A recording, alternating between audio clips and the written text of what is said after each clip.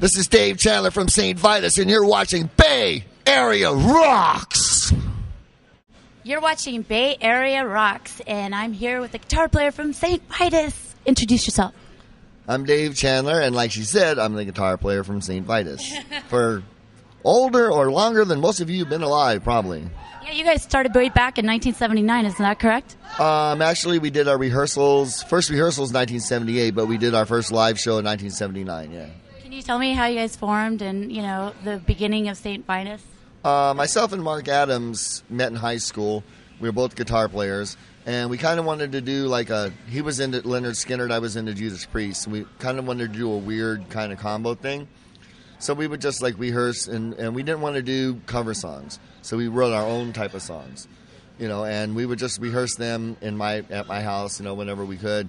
And we got a friend of ours started singing or trying to sing, he was terrible. So eventually, obviously, and then but he found an ad for a drummer, which is how we met Armando. And he came over and saw the 2 or 3 original songs that we had, and he had a rehearsal space. So we started off that way. And a friend of Mark's, Michael Corcio, who later on was in a couple new wave bands, the 3 O'Clock and Salvation Army, and he played bass. And so we were just doing it that way, and then he quit because he wanted to pursue the new wave thing. And so Armando goes, Mark, why don't you play bass? So Mark went out and bought a bass and learned how to play it.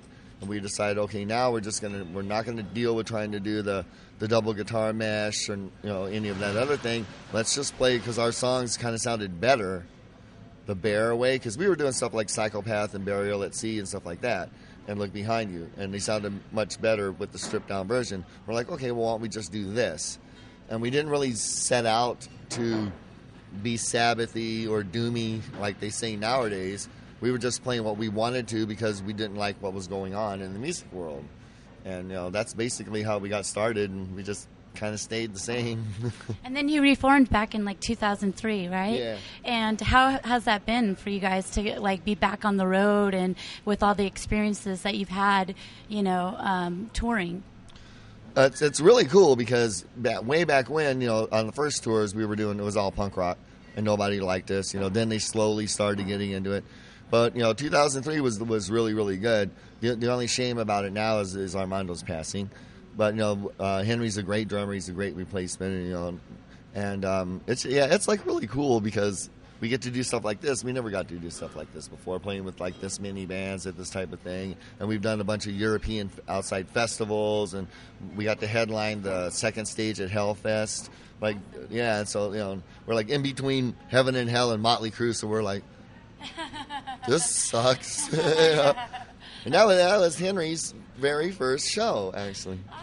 But so it's really cool, and it's really cool for me to see parents bring their kids to the shows, and we do the all ages shows, because they're and the kids are yeah, I grew up listening to Born Too Late because my dad played it every day, and I was like, wow, that's so weird, I never thought I'd get to see you. I'm 20 years old, and I've been listening to you for 20 years. Yeah. So that's kind of a cool feeling. Yeah. Yeah. What new bands are you listening to currently that, in the metal scene that you really like? That's so funny because everyone asks me that, and I don't listen to music. I sit at home and watch Nickelodeon and Cartoon Network and Boomerang and wrestling. But I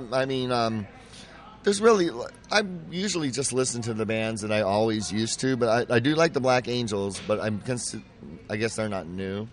But on this tour, I love Red Fang.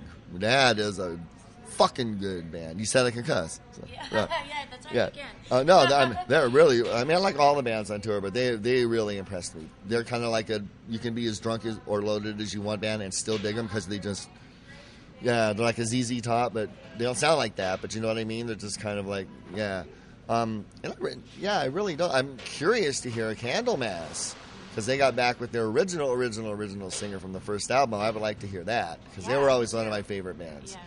And I still love people like Witchfinder General, and people like that. But the only time I listen to music is when I'm trying to relearn our songs to go on a tour. You guys are working on new stuff. Can you tell me at least a song title or what you guys are working on exactly? Are you playing a new song tonight? Yeah, we actually have a new song that we wrote on the last European tour. It's called Blessed Night. And we've been doing that. We did it on that whole tour, and we've been doing it on this whole tour. And we actually put it down the other day on like a demo, which also, it sounds almost good enough to just keep on the record. But we are working on a new record, because I ask every night before we do the song, I heard rumors y'all would like a new Vitus record, and everyone goes, yeah. So, and I have about 5 others, so that's almost a whole record for us right there, because some bands, I've been told, their albums are like 40 minutes long, 38 minutes long. I was like, no, when you paying this much, it better be an hour. Yeah, so yeah, ours is going to be at least 50 minutes, at least. We're going to put 38 minutes, fuck you. What band would you like to share the stage with that you haven't yet? Just off the top of my head, Motorhead. Sweet. That would be awesome. I would really like to do that because I've always been a huge giant Motorhead fan. So come on, Lemmy. Yeah, and of course I would like to if there was ever a Black Sabbath reunion, that would be. I don't even know if I could even speak to them. I would be like, do you know who you are? I'd be one of them guys. No. But yeah, those two, just off the top of my head, those two, that would be awesome. What made you want to play the guitar? Just listening to music, basically. When I was a kid. Actually, the first thing that ever wanted me or made me want to be a musician was the Monkees TV show. As a kid, I watched that and I was like, now that's a cool job. They all live in the same house. They all just do these weird, odd jobs. They get to go out and play music. There's always a ton of girls around, and obviously nowadays there's a whole lot of other good stuff around. And I was like, I want to do that. And then, I started listening to getting more and more and more, and I was like, okay. And then when I heard the Alice Cooper group for the first time, I was like, oh, okay. I want to shock people or make them mad at me. There you go. But, yeah, you got to blame the Monkees. Are you doing any other projects or anything besides St. Vitus? No, I was doing Debris Incorporated with Ron Holzner from Trouble for a while. But I dissolved that because it kind of became the way St. Vitus was at the end. Because I told him from the start, I'm only doing this for fun. Now, I don't expect to make any money, but I don't expect to go in debt either. And that didn't happen, and it got to be very, very, very bad. And so we just had to dissolve it. Yeah. But other than that, I've never done anything but St. Vitus. What festivals would you like to play that you haven't played yet? I'd like to play Download. I've heard that's really, really cool. We're actually going to do Hole in the Sky. And I heard that was great. So that's going to be a new one. And, I'm brain farting on the other one. There's one in Finland. I can't think of the name of it. That's like a 3-day thing where people like Judas Priest and stuff. It's like a Download. I just can't. Yeah, we're both brain farting. I can't think of the name right now. It's a Sunday. Yeah, and I'm a little drunk, so. But, yeah, Download for sure, because I was told that's really nice. And I would like to play Hellfest again, because they were really cool to us. And as we were a last-minute add-on, and they treated us like we were the best thing there, and it was, really, really nice. I'd really like to play again for those people, especially now that we're worked in.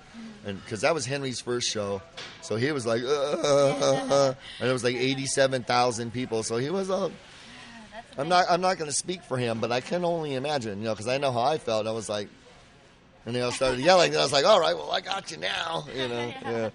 What advice would you give a starting musician? Don't listen to when people tell you, I don't like your stuff. If you're writing original stuff and someone says, I don't like it, don't listen to them. If you like it, good. If you don't like it, you're the one who should change it. Don't go by what critics say. Don't go by what your best friend says. Whatever. If you wrote a song and you think it's good, then it's a good song. And don't listen to anybody else. Now, you may be able to make it better eventually, depending on who you jam with. They can help you out a little. Those are the people you listen to. You don't listen to this asshole who doesn't even play a guitar or whatever. Yeah. Music critics. Exactly. They're music critics because they can't play. Yeah, that's right.